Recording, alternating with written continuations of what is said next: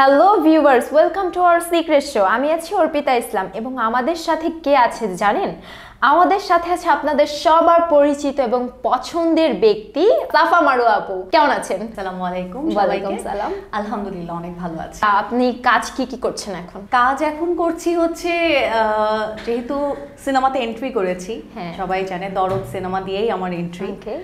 So এর আগে যেহেতু আমি ফ্যাশন মডেল ছিলাম, আচ্ছা, মডেলিংও করতেন? ইয়েস। এখন করছেন না? এরও আগে হচ্ছে আমি কর্পোরেটে ছিলাম, জব করতাম। আল্লাহ, এত কিছু একসাথে মেইনটেইন কিভাবে করছেন? এখন হচ্ছে আমার জবটা আমি ছেড়ে দিয়েছি, জব করছি না।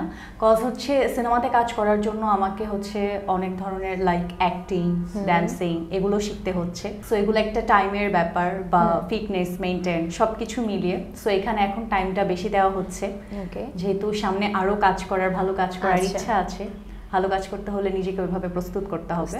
সো এই জায়গা থেকে জবটা এখন করা হচ্ছে না, বাট হচ্ছে আমি ফ্যাশন মডেল হিসেবে এখনো আছি, মডেলিংটা করছি, টিভিসির কাজ করছি।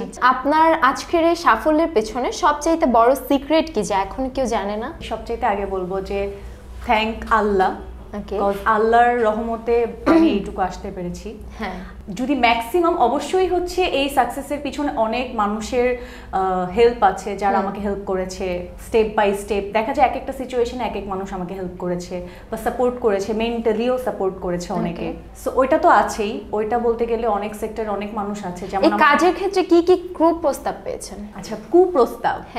ওকে, কুপ্রস্তাব হচ্ছে এটা একটা মডেলের ক্ষেত্রে, আমার মনে হয় এটা সব মডেলের ক্ষেত্রেই। কজ হচ্ছে ইন্ডাস্ট্রিতে তো আমরা অনেকের সাথে এইরকম ব্যাপার নিয়ে কথা বলি বা জানতে চাই বা শেয়ার করি যখন আমরা কারোর সাথে ক্লোজ হই। সো ওই জায়গা থেকে যদি আমি আমার এক্সপিরিয়েন্স থেকে বলি, বেশি এক্সপিরিয়েন্স না বাট যতটুকুই আছে ওই জায়গা থেকে যদি বলি, সো এটা আসলে সবার ক্যারিয়ারের একটা স্টার্টিংয়েই ফেস করতে হয়।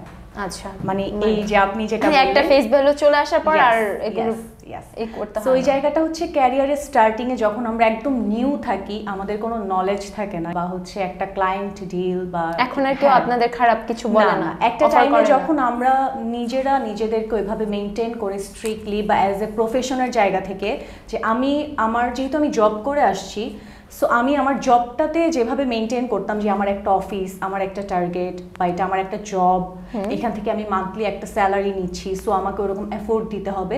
সো আমি কিন্তু ইন্ডাস্ট্রিতে এসে এটা আমার একটা জব হিসেবেই নিয়েছি। সো এটাও আমার একটা কাইন্ড অফ জব, যে আমি কাজ করছি, ভালো কাজ করছি, মানুষ আমাকে অ্যাপ্রিসিয়েট করছে, অডিয়েন্স আমাকে অ্যাপ্রিসিয়েট করছে, ওই কাজের আমার একটা পারিশ্রমিক নিচ্ছি।